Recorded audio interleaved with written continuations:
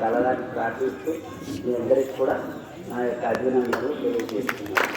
5 సంవత్సరముల క్రితం అమ్మగారు ఏమన్నారంటే, అమ్మ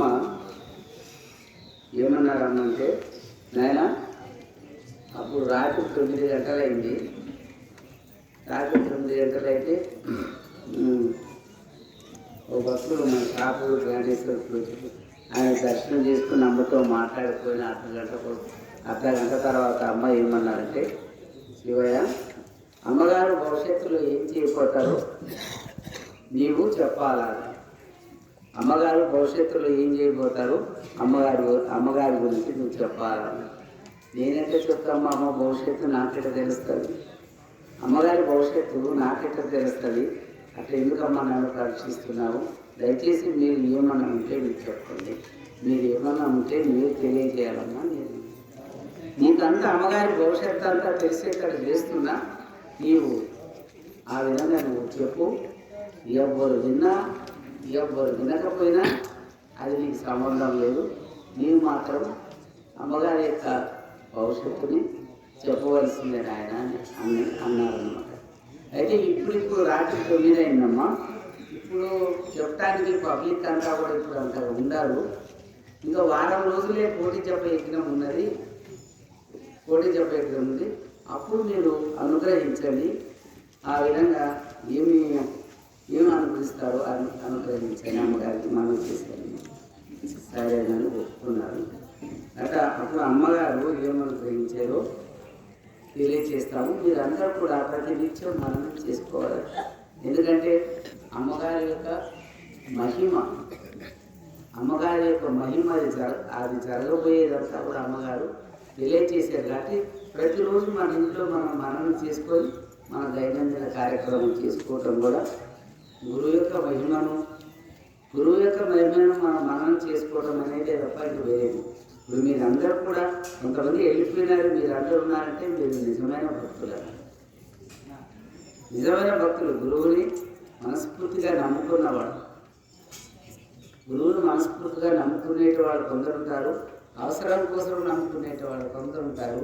వాళ్ళంతా కారణ భక్తులు. కానీ మీరు అమ్మగారి యొక్క ఈ యొక్క పోటీ చెప్పే యజ్ఞాన్ని దీన్ని పూర్తి చేసిపోవాలి అని మీరు అంటున్నారంటే మీరు అమ్మగారి దృఢభక్తి ఉండబట్టి ఈ విధంగా ఉన్నారనమాట. మీరు చాలా పుణ్యాతులు.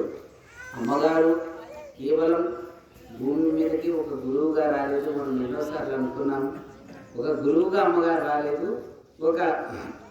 ఒక ఆశ్రమం చేసి అంత భక్తుల్ని తయారు చేసి ఏదో గొప్ప అనిపించుకోవాలని కూడా రాలేదు. కారణ జన్మాన్ని ఎత్తి వచ్చారన్నమాట.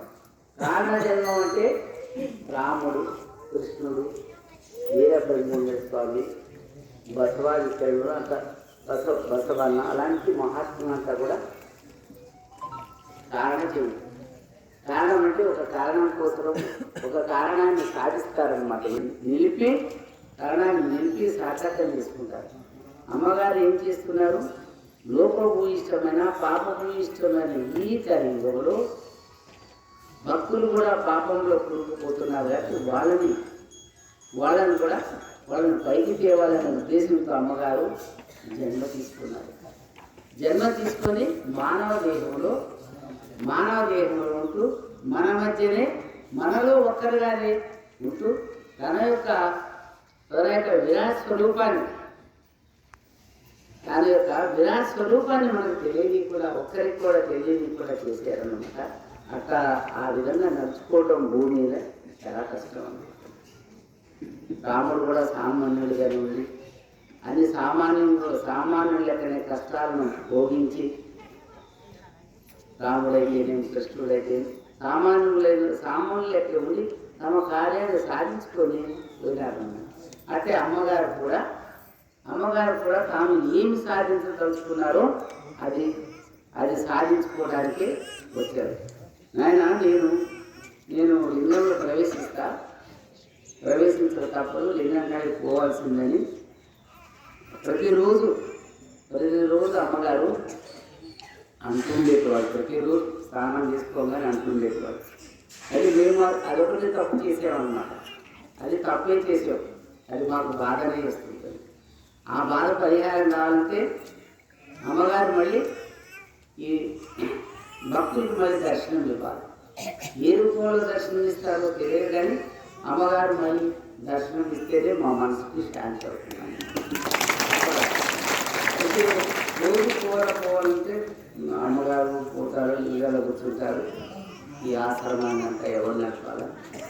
ఇక్కడ చాలా కష్టం, ఈ పరిస్థితులు ఎదుర్కోవడం చాలా కష్టం అని నేను అంటుంటే అవన్నీ దేవుడు చూసుకుంటారు, నిన్నెందుకు చింత చేస్తామని అమ్మగారు అంటుంది అనేటివాడు.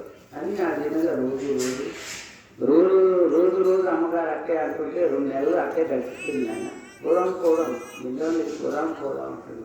అక్కడే దర్శనం ఇస్తా, మా మందిరంలోనే దర్శనం ఇస్తా, భక్తులకి అక్కడ దర్శనం చేసుకొని పోతారు అని చెప్పి అమ్మగారు అంటుంటే అది ఒక్కటి చేయలేకపోయినాను అనమాట. అదే అందుకు ఎందుకు చేయలేకపోయినాను అనమాట. చేయలేకపోయినానంటే అమ్మగారు అక్కడ కూర్చుంటారు, అందులో అక్కడ నీళ్ళ వసతి ఉండదు, ఏముండదు, గుడిలో ఏముంటుంది, అమ్మకి ఇబ్బందే కదా అనే ఒక భావన. అమ్మగారిని చూడకుండా జగత్తంతా ఎట్లా ఉంటుంది, జగత్తు చూడాలి కదా, ఇదంతా ఎందుకు అని ఈ విధంగా ఆలోచన చేసే. కానీ అమ్మగారు ఎట్లా ఆయన అనుకున్న టైంకి ఆయన నిష్ఠలోకి వెళ్ళిపోయారు. ఇంకా అమ్మగారు ఎప్పుడైతే అమ్మగారు లింగం దగ్గరికి ప్రవేశించినప్పుడు మాత్రం కళ్ళు తెచ్చారు అమ్మగారు.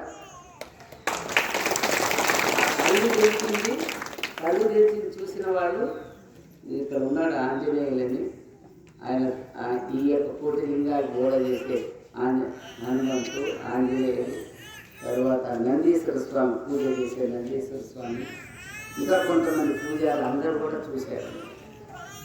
అది అమ్మగారి కళ్ళకి చూసి మళ్ళీ మూసేసుకున్నారు, మళ్ళీ లింగంలో ప్రవేశించారు. అయితే భగవంతుడు వస్తాడు, శివయ్య నువ్వేం బాధపడకని అభయం ఇచ్చారు. ఆ యొక్క అభయాన్ని అమ్మోళ్ళు గట్టిగానే ఇచ్చారనమాట. భగవంతుడు వస్తాడు, భక్తులను రక్షిస్తాడు, అది తప్పదు. కానీ ఎప్పుడు వస్తాడు భగవంతుడు అంటే యుద్ధమైన తర్వాత వస్తాడు. యుద్ధం అవుతుంది, ఎవ్వరు ఆపలేదు, దీన్ని అమెరికా ఆపలేదు, రష్యా ఆపలేదు, చైనా ఆపలేదు, ఎవరు ఆపలేదు అని అనుకుంటారు. ఆ సమయం వచ్చినప్పుడు ఒకరికొకరు విచారం లేకుండా ఒకరికొకరు వేసుకుంటాడు ఆయన, ఒకరికొకరు బాబులు వేసేసుకుని అంత అయిపోతుంది. భక్తులు మాత్రమే భగవంతుడు రక్షించి వాళ్ళ ధర్మాన్ని ఇస్తారు ఆయన అన్నది. ఇప్పుడు అలాంటి ప్రపంచం అంతా కూడా యుద్ధం అమ్ముకొని ఉన్నది. ఎవరు కూడా హింసననే దాన్ని విడనాడకుండా ఉన్నారు.